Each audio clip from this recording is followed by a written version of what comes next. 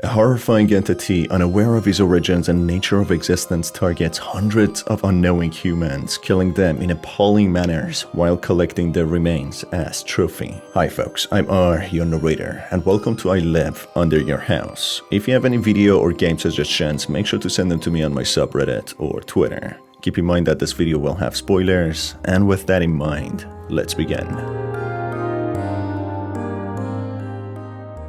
Being a grotesque monster, the protagonist displays his fondness of the dark, isolation and claustrophobic feeling of small and tight tunnels beneath the ground, filled with dirt and creepy crawlers. The entity is an inhuman being who enjoys digging tunnels and living under the ground, having different vision to humans, seeing the world in green color, and having better vision in the dark, who requires to go above the surface at times to seek for food, with the food being in the form of humans. Being alone as long as he remembers, the creature doesn't know much about himself or what he is, having no understanding or education of interaction with other entities, learning how to survive instinctually and taking it a day at a time. Not knowing anything about his own origin and nature, he had long formed a silent bond with the body of a woman whom he refers to as Mother, an injured person that the creature thought he might have crawled out of, and that is how he was born and brought to this life. Unfamiliar with the world and being a newly born entity, the creature makes unintelligible sounds, not getting any replies from this half-alive injured body.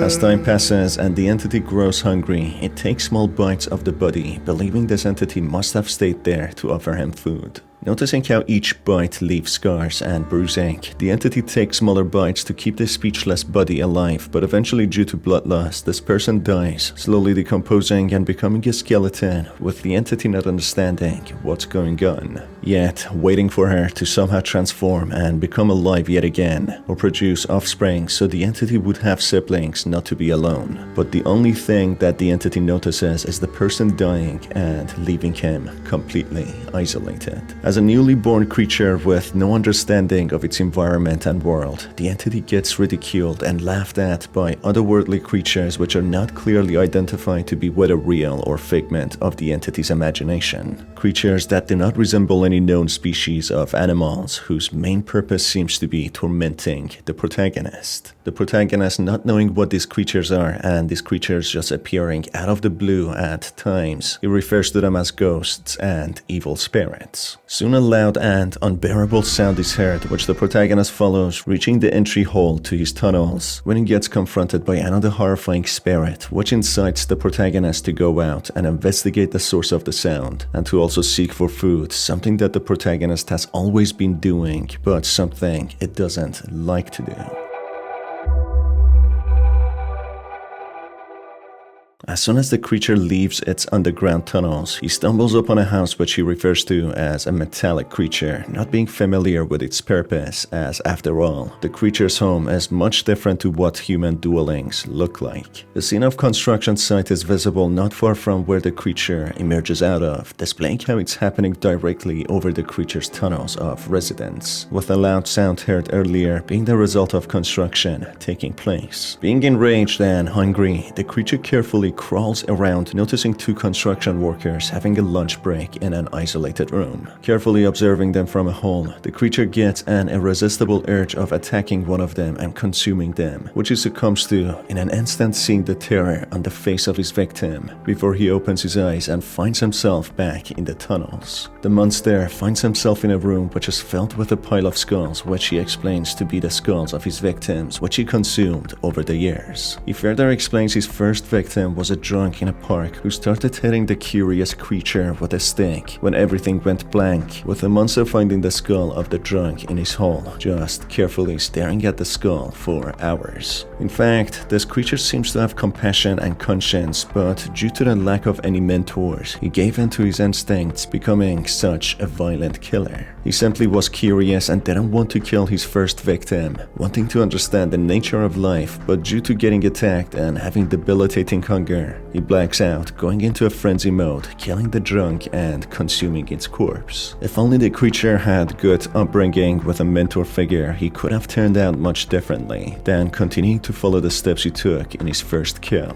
It shows how he didn't want to kill humans, holding off eating as long as he could, but an instinct within him took control and forced him to kill his victims. Time passes on, with the house eventually getting complete, with interested buyers coming in and out for some time, giving the creature massive anxiety about what would happen if they'd find out about him. Also, the non-stop stomping sounds cause him restlessness and discomfort, forcing him out of his tunnel to peek at the house and observe in helplessness a woman eventually moving in. Thinking at first she wouldn't be a threat to the way of his living, the creature soon learns the hard way that the house is directly built atop his living quarters, making every single sound from the house audible, echoing even louder, causing the creature have restless nights and barely any sleep. With the other nights which he would manage sleeping for a few hours, the monstrous ghosts appearing and laughing at him, making it impossible for the creature to live peacefully. Trying to adapt and get along with his new living situation, the creature eventually has enough, going above the surface to find out exactly who lives above him and maybe deal with his massive problem preventing him from sleep and a comfortable life. Exploring the house, the creature's short stature is revealed, being shorter than the dining table, but his speed and ability to crawl gives him an edge over humans and incapacitating them, given that he only engages with one person at a time.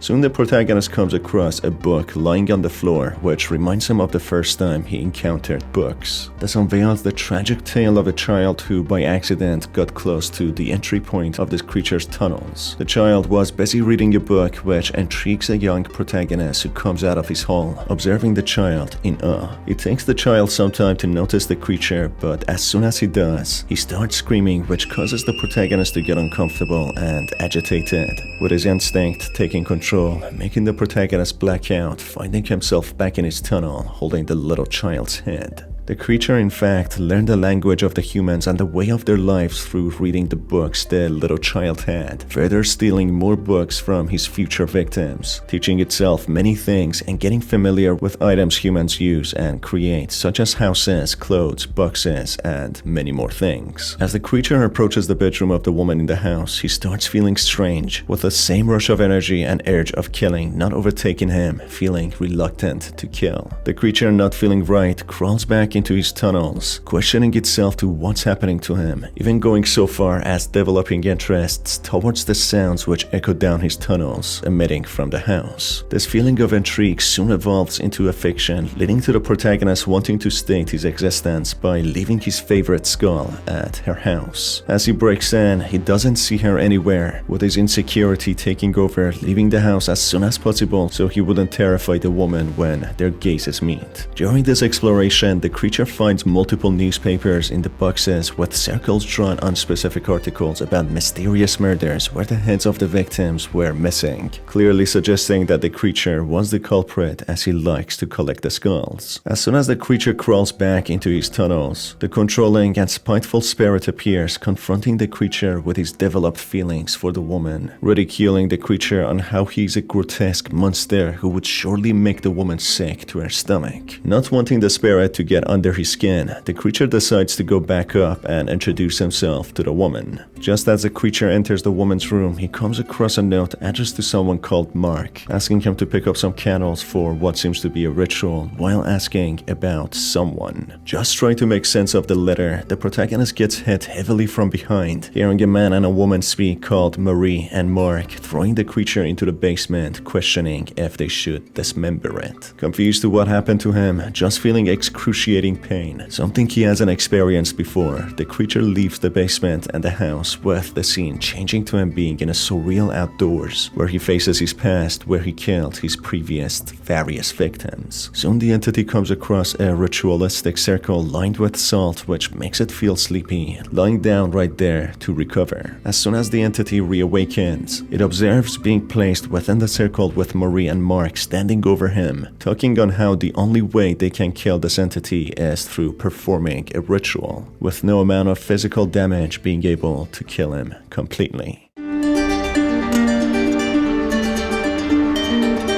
Mark and Marie are siblings who knew about this creature's existence long before, who in fact studied it and wanted to destroy it as it was the culprit of their father's death, with no one seemingly believing them. One of the many victims of this creature happens to be Marie and Mark's father, which led to them plotting a plan to capture this entity and kill it. Marie talking about how hideous and monstrous the entity looks causes the creature to feel betrayed after developing feelings for her. Following the instructions of a book which identifies these creatures, Marie remembers they forgot the candles to perform the ritual. When it's too late, with the creature regaining its strength and attacking Marie, killing her and safekeeping her remains so he can be with her even after death. With Mark seemingly being dead as well, the entity moves into Marie's place, keeping her remains in different vases as a way of endearment, mimicking the way people keep flowers. In a menacing and eerie manner, the entity mentions how his children are due, with Marie carrying them, revealing how he was born himself. The creature implanted larvae inside Marie's corpse, which required to go beneath the ground to fully grow and transform, explaining that the protagonist was once himself a larva, which emerged out of the half-alive body